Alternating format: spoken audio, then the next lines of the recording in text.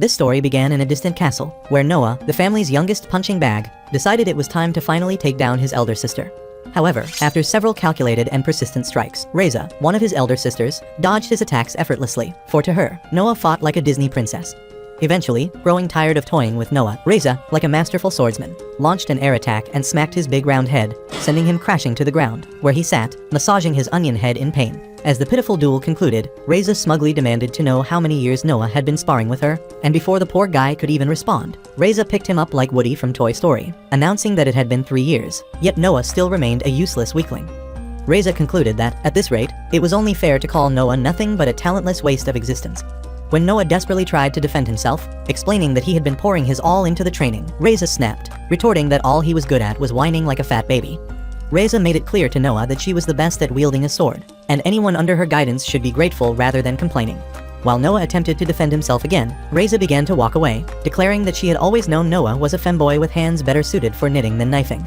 Just then, as Reza departed, Seal, another one of Noah's sisters, popped out of nowhere and playfully suggested that since Noah was hopeless at swordsmanship, he might try his luck with sorcery. In response, Noah, already feeling dejected, reminded her that she had once told him he lacked talent for magic, too. Seal agreed she said so, and then teased Noah, claiming he was never truly part of the family, just some bum their dad took in, and the only reason he was still living in the castle was because of her and her sister's generosity. This was Noah's final breaking point, as he firmly declared that he was leaving the house for good.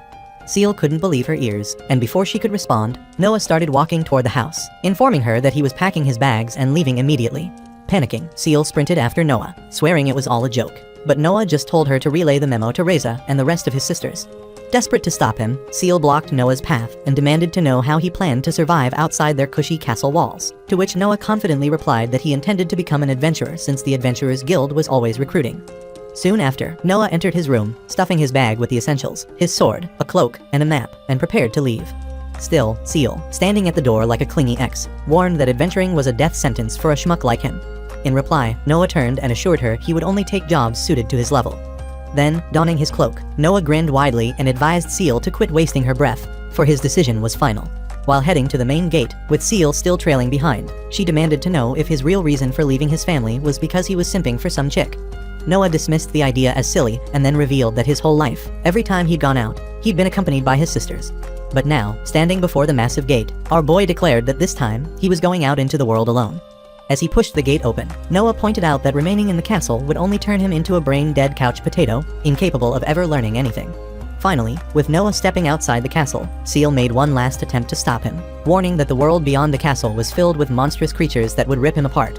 Even so, Noah's resolve held firm, and seeing this, Seal grew frustrated, turned her back, and stated that she couldn't care less what happened to him. Undeterred, as Noah walked farther from the castle, he pulled out a map of the city and fixed his gaze on the border. Beyond the castle, the kingdom consisted of the eastern part, inhabited by humans, and the western part, crawling with demons. However, right between these regions lay the border where Noah had just arrived, also known as the Holy Land of Adventurers. Meanwhile, Ort, the merchant who had graciously given Noah a ride on his carriage, asked Noah if he intended to become an adventurer, to which Noah replied with a confident yes. With that, Ort happily handed Noah a sealed envelope, explaining that it contained a recommendation letter for the guild. Stunned, Noah demanded to know why Ort would give him such a valuable gift, prompting Ort to aggressively grab Noah's hand and declare it was a thank you for saving their lives and ensuring a safe journey thus far. As it turned out, a few days earlier, their peaceful carriage ride was suddenly ambushed by a gang of freaky goblins that looked like you. The weak adventurers hired to protect the caravan immediately froze in shock, leaving Noah, just a boy, to do their job for them. In a surprising turn of events, Noah sprang into action. Standing before the goblins, clearly overconfident, was their general, who immediately swung his blade at Noah. But to Noah, who had spent his whole life getting his ego shattered by Reza, the goblins' attacks were laughably in slow-mo compared to Reza's. Effortlessly, Noah dodged every strike from the goblin general. With inhumane speed, he blitzed through the goblin ranks and, in one fluid motion, casually dismembered them like a chef slicing onions, leaving everyone in awe. Back in the present, Ort praised Noah's remarkable fighting skills, and even though Noah tried to remain humble by shrugging it off, Ort thanked him again. When they reached the city, Ort urged Noah to swing by his shop if he ever needed anything, promising a generous discount. Soon after, Noah arrived at the Adventurers Guild, and as he stood at the entrance, reality crept in. He suddenly felt a wave of nervousness about pursuing a new life without his sister's support. Just then, a deep baritone voice demanded to know what business he had with the guild. It turned out to be a scrawny man with a goatee who noticed Noah's tension and approached to offer help. Next, the dude encouraged Noah not to be afraid, but to push open the gate and step inside like a man. Furthermore, the guy assured Noah that the guild always welcomed those with a heart for adventure and the skills to prove it. With newfound confidence, Noah entered and was greeted by Lumilia, the receptionist with a nice backside. With a smile, she asked if Noah wished to register as an adventurer, to which Noah eagerly confirmed he did. Promptly, Lumilia handed Noah a registration form, and after Noah completed it, she informed him that he was now an F-rank adventurer. Noah immediately remembered the loot he'd claimed from defeating the goblins, and then handed Lumilia a small bag, explaining that he'd like to sell the contents. However, upon seeing the small sack, Lumilia's eyes widened in shock, for she recognized it as a magic bag. Lumilia immediately dragged Noah to the storage room to unpack, and as he did, Noah, puzzled by her reaction, casually mentioned that his sister Seal had once told him crafting such a bag was a basic skill for any aspiring wizard. Finally, when Noah finished emptying the bag's impressive haul, Lumilia's eyes nearly popped out from its socket like she just witnessed a ghost stripping, and in stunned disbelief, she demanded to know who Noah truly was. Lumilia pinned Noah to the wall, and upon noticing her desperation, Noah explained that he was merely an amateur who had picked up bits of magic and swordplay here and there. Lumilia, not buying a single word, pointed out that an amateur couldn't possibly gather such high-grade goblin materials. Lumilia also revealed that only a B-rank adventurer could achieve such a feat, and even they would struggle to pull it off. Growing desperate, Lumilia asked Noah if he was a knight, to which Noah, stunned by the ridiculous question, replied with a firm no. Still curious, Lumilia pressed further, demanding to know if the items were stolen, prompting Noah, now irritated, to snap loudly that they were not. Suddenly, Noah recalled the recommendation letter Ort had given him. So he immediately pulled out the letter from his bag and handed it to Lumilia, and upon spotting Ort's seal, Lumilia opened it eagerly. According to the letter, Ort vouched for Noah, confirming that he had indeed exterminated the monsters himself. After reading the letter, Lumilia bowed her head and apologized for doubting Noah, though she remained puzzled about how to proceed. Just then, someone stepped into the storage room and suggested that the only way to resolve the matter was through a special test. It turned out to be the scrawny man with a goatee from earlier, whom Lumilia addressed as the guild master, much to Noah's shock, who thought he was some tavern drunk. The guild master introduced himself to Noah as Avolt, and then informed Lumilia that he'd come looking for her because the receptionist's desk was congested. As Lumilia hurried off to handle her duties, Avolt told Noah he was free to either take the special test or decline, adding that if he chose not to, he'd simply start as an ordinary adventurer. The next day, Noah decided to take the test and was led to the guild's underground training hall, where Lumilia explained that the test involved a mock battle with an examiner. Lumilia also mentioned that excelling in the test would allow him to begin his adventurer career as a D rank. Noah thanked her for the details, and at that moment, he felt a surge of pride, finally feeling like he was stepping out of his sister's shadows and on the path to becoming an adventurer. Simultaneously, he wondered if winning the test might restore some self-confidence, which his mean sisters had shredded daily by calling him a limp noodle. Suddenly, the female examiner stormed into the training hall and introduced herself as Kruda, apologizing for her tardiness. Noah, expecting some battle-hardened veteran, was dumbfounded to see that the so-called examiner was his age. Kruda immediately misinterpreted Noah's gaze and assumed he was underestimating her. Lumilia chimed in, noting that although Kruda might resemble a malnourished chihuahua, she was a rank adventurer and exceptionally strong. When Kruda noticed Noah lost in thought, she fiercely warned him that distraction in a mock fight could lead to serious injury. Leaning forward, Kruda asked Noah if he still wanted to proceed with the duel, to which Noah stammered he did. With that, Lumilia announced the start of the duel, clarifying that the duel would end only when one side surrendered. As the duel commenced, Kruda observed how Noah gripped his wooden sword and assumed he lacked confidence. Nevertheless, she resolved not to hold back. The two charged at each other, only to clash swords moments later. Noah swung his blade to land a hit, but Kruda sidestepped and attempted a counterattack, which Noah evaded by tilting his head. Impressed, Kruda marveled at Noah's reflexes while Noah admired her speed. Suddenly, Kruda leapt high and, upon landing, unleashed a flurry of slashes, yet Noah dodged everyone. Realizing her rapid swings made countering difficult, Noah opted to create distance, but Kruda, like a seasoned swordsman, closed the gap instantly. Frustrated, Kruda remarked that Noah had been dodging and playing defensive the entire time. Determined, Kruda increased her speed to overwhelm Noah with even faster strikes. As she prepared her assault, Noah unexpectedly swung his sword at her face, nearly ripping off her nose in the process, forcing Kruda to execute a daring stunt to dodge, shocking both her and Lumilia. Once Kruda landed, she couldn't believe Noah could perform such a powerful sword movement and demanded to know where he'd learned it. Noah asked if it wasn't a common skill and then lied, claiming he'd learnt it at a downtown dojo, though in truth, his sister Reza had taught him, but he wasn't about to let them know that. Sensing his dishonesty, Kruda dropped her wooden sword, ready to get serious and thrash him. But Lumilia intervened, shouting that it wasn't worth escalating and reminding Kruda it was just a test. Still, Kruda summoned her mystical sword, and when Noah saw it, he grew uneasy, knowing his wooden blade stood no chance. Yet he recalled how Reza had trained him to dodge her invisible attacks, though he'd flopped most times and was sent flying. Back in the present, Kruda charged with her invisible blade, but Noah resolved to calm himself. Surprisingly, this clarity let him track her movements despite her blinding speed. Seizing a fleeting chance, Noah swung at Kruda, which she dodged by unleashing her inner matrix. But Noah pressed forward and landed an elbow to her gut, sending her crashing to the ground. While on the ground topless, Kruda accepted defeat, shocking Lumilia, who had never believed in her wildest imagination that a rookie could ever beat a rank. Lumilia rushed to check if Kruda was okay, and that's when Lumilia, surprised, pointed out that her moderate-sized melons were dangling freely as a bird. Kruda, shocked at seeing this, immediately tried to cover up, while Noah also tried to cover his virgin eyes from getting cultured. After throwing Kruda atop to reclaim what little dignity she had left, Lumilia dashed off, announcing she'd informed the guild master of the mock battle outcome. As she exited, Kruda grabbed Noah's shoulder, leaned close, and whispered that they should form a party together, leaving Noah utterly shocked. Meanwhile, at the castle, Noah's 5 sisters had gathered for an emergency Noah's missing meeting. Alia, the eldest, practically exploded when she found out their little brother had bailed and blamed Seal for not using binding spell magic to restrain him. In response, Seal explained that spell binding magic could be dangerous if mishandled, and even then, it wouldn't have stopped the coconut head from leaving. Suddenly, Fem, the third daughter, chimed in, urging them not to fight, but to address the situation with maturity. However, before she could finish, Ecclesia, the youngest, interrupted and declared that the other sisters were to be blamed for Noah leaving home, shocking the 4 of them. Ecclesia elaborated that when their parents passed away, they all swore to raise Noah as a family despite not being blood-related. Yet, over time, instead of just letting Noah be a normal boy, Alia fried his brain with current affairs like he was preparing for Who Wants to Be a Millionaire. Seal tried to turn him into Merlin overnight with her relentless magic training, and the worst of all was Reza and her vigorous sword training that always left Noah battered and bruised. At that, the sisters erupted into an argument, but Alia swiftly silenced them and insisted they find Noah immediately, as he might be in danger. Nevertheless, Reza reassured her elder sister to chill, explaining that Noah's swordsmanship could slay a dragon and his magic skills were solid. However, Seal interjected, pointing out that the real issue would arise if Noah's talents made him popular, and he started bagging chicks here and there, leaving the rest of the sisters in shock. Instantly, the sisters panicked at the mere thought of Noah getting cozy with bad chicks. Reza, unable to bear it any longer, freaked out and dashed off to search for him, while the remaining sisters agreed to reconvene once they'd made progress in locating him. With a stern gaze, Alia emphasized that their top priority was to use every means necessary to find Noah, which the rest of the sisters agreed to. Meanwhile, at the Adventurers Guild, Noah received his first mission as a D-rank adventurer, to exterminate a ferocious boar ravaging fields. Lumilia informed him that the reward was 10,000 gold, then asked if he was comfortable with his choice. Initially, Noah assumed she meant starting as a D-rank adventurer and assured her he was fine with it.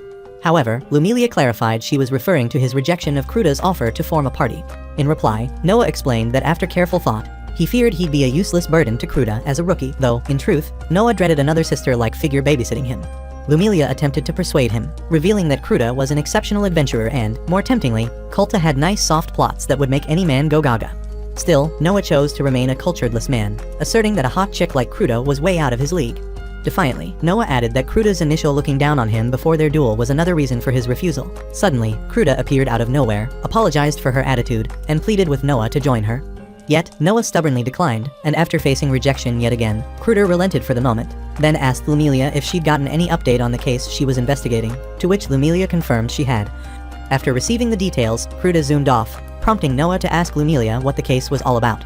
Unintentionally, Lumilia revealed it involved an enemy Kruda was pursuing, but she quickly regained her senses and begged Noah to act as if he'd heard nothing, citing the case was confidential, to which Noah agreed. Following that, Lumilia mentioned that Kruda was the guild's most sought-after adventurer, with countless simp adventurers dying to team up with her, and Noah's repeated rejections as a rookie were stirring hatred among them. In response, Noah suggested that to avoid attention, he'd prefer missions far away in the city, surprising Lumilia, who explained that city jobs were mundane, like cleaning and barely paid. Nevertheless, Noah insisted on city assignments. Frustrated, Lumilia sighed and asked Noah if he'd take a job cleaning a church graveyard for 8,000 gold, which Noah eagerly accepted. Meanwhile, deep in the sewer under a church, some creepy magician was undergoing an experiment that involved turning humans into ghouls and zombie dragons. In the next scene, after accepting the mission to clean the church's graveyard, Noah magically tidied every inch of it, thus completing the task. However, the church's sister, Rhea, then requested an additional favor, asking Noah to venture into the sewer to investigate a foul odor's source. And just like that, Noah found himself roped into a sewer expedition with B-rank adventurers Loga and Nino. But from the moment they met, Nino made it painfully clear she despised teaming up with a mere D-rank like Noah. In response, Sister Rhea reassured her that Noah was highly capable, even revealing how Nea had single-handedly cleaned the entire graveyard. Even so, Nino insisted she still found Noah's face repulsive. Suddenly, Loga intervened and explained to Noah that Nino's hatred stemmed from jealousy. Apparently, Nino had been simping over Kruda for years, practically begging to form a party with her, only to get rejected every time. So seeing Noah, whom Kruda eagerly wanted as a partner, felt like a personal attack on her fragile ego. Following this, Sister Rhea announced the start of the investigation, adding that the sewer had once served as a criminal hideout, allowing the stench to take root before anyone noticed. As the team advanced and stood before the reeking stream of waste, Noah sensed something amiss and promptly warned the team of an impending attack. Before they could react, ghouls erupted from the waste and lunged at the group. Nino sliced through the ghouls effortlessly while Loga shielded the team with his massive shield. Meanwhile, Noah sliced through the ghouls and together, they eventually vanquished the ghouls. Once the last ghoul hit the floor, Loga thanked Noah for his timely alert. But Nino, still salty, muttered that she didn't expect Noah to detect the attack before her, a literal ninja. Noah just shrugged, casually stating that sensing enemies was a basic skill, nothing worth a trophy. Nino argued that it was an advanced technique, but Noah let it slide before she combusted from insecurity. In reality, Noah had learned it from his sister Reza, who had spent years drilling it into his skull that a swordsman should sense threats even with their eyes shut. On the other hand, Rhea and Lagwa discussed how strange it was for ghouls with zero intelligence to orchestrate an ambush. Loga pointed out that their synchronized attack of the ghouls suggested a mastermind pulling the strings. Shortly thereafter, as the team delved deeper into the sewer, the stench intensified, and suddenly, Nino spotted a piece of paper drifting toward her, startling her. Before she could process it, the paper enveloped her, and right before their eyes, a zombie dragon wrapped in tissue-like material emerged. As the creature moved to swallow Nino whole, Noah sprang into action, striking it with his blade, only to be stunned when his attack failed to pierce the dragon's impenetrable body.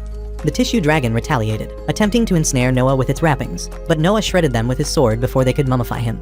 Noah realized that merely tearing the tissues wouldn't stop the beast, and penetrating its body proved impossible. To defeat it, Noah knew he'd need a stronger attack, though it risked damaging his sword. As Noah weighed his options, Loga, now carrying Nino, suggested they flee through a narrow corridor too small for the dragon to follow. But then, a voice boomed through the sewer, declaring escape was futile, and instantly, a massive horde of ghouls blocked the corridor. At that moment, the team realized they were trapped, and just then, the tissue dragon positioned itself before them. Noah stepped up, knowing he had no other option but to go all out. Even if it meant his sword would break to pieces, he had to protect his teammates. However, before Noah could attack, the tissue dragon transformed into a massive driller and lunged at him. Yet, at that precise moment, Noah charged forward, and his blade collided with the drilling machine. Instantly, the drilling machine shattered upon impact, but Noah's blade broke apart, leaving him stunned. Consequently, Noah grew anxious, fearing Reza would reprimand him for ruining the sword she'd gifted him. Suddenly, though, he noticed the monster regenerating and Sister Rhea drew his attention to its core, explaining that the monster could regenerate thanks to the power of its core. As the monster let out a deafening roar that triggered a mini explosion, Noah scrambled backwards, only to be saved by Loga's massive shield. Desperately, Noah started to think with his one brain cell for a way to destroy the core without his blade. But just then, Nino called out to him, grabbed his head, and reminded him they were a team, meaning he should stop acting like a lone ranger and start cooperating. Nino handed Noah a black steel knife, and immediately, Loga instructed Noah to deal with the monster while they guarded Sister Rhea, to which Noah nodded in agreement. With that, Noah leapt high, aiming directly for the monster's core. Initially, Noah considered breaking through the bones to reach it, but ultimately, he delivered a single precise stab to the core that shattered it, and the zombie dragon was destroyed instantly. With the dragon defeated, Loga and Rhea rushed to hug Noah, thanking him profusely for his victory. As Noah returned the black steel mana blade to Nino, she unexpectedly bowed her head in gratitude, surprising him. Following that, Noah inquired about the ghouls at the entrance, to which Nino informed him they'd vanished once the dragon was destroyed. Curiously, Loga wondered aloud who the mastermind behind the ghouls and dragon could be, noting that it felt like a targeted attack. However, Sister Rhea insisted they leave the sewer immediately since their task was merely to investigate, not fight monsters. As they made their way out, Noah, still heartbroken over his broken sword, stared at it like a man mourning his lost love. Loga noticed him staring and promised to introduce him to a blacksmith who could fix it, instantly lifting Noah's mood like a fat boy who's promised a burger. Unbeknownst to them, though, a mysterious, monstrous black anaconda watched their departure from the shadows. Meanwhile, back at the Windstar Kingdom, Reza was summoned by the king to test some janky LG transformer. The raunchy-looking king assured Reza that this challenge wouldn't be as simple as the last, yet Reza confidently countered that she could handle any scrap machine he threw her way. When the king's advisor begged the king to reconsider, warning that the transformer was equipped with cannons powerful enough to wipe a country off the map, and even someone as OP as Reza might struggle. But Reza reassured her not to fret, claiming she was ready for anything. Reza vowed to deflect every shot, but in return, requested a favor if she triumphed. Curious, the king demanded to know her terms, to which Reza asked for a break from night duties to search for her brother, a request the king eagerly granted. With that, the advisor announced the duel's commencement. As the low-budget Megatron prepared its cannon to blast Reza drifted into thought, reflecting on Noah, their vow to protect him after their parents' death, and her regret for being too harsh on him. Suddenly, the machine unleashed a massive blast, but with one remarkable move, Reza deflected every shot, leaving the king and his advisor shocked to the bones. Swiftly, Razor retaliated with a flying slash and quadruple flash, splitting the machine in two and ending the duel in mere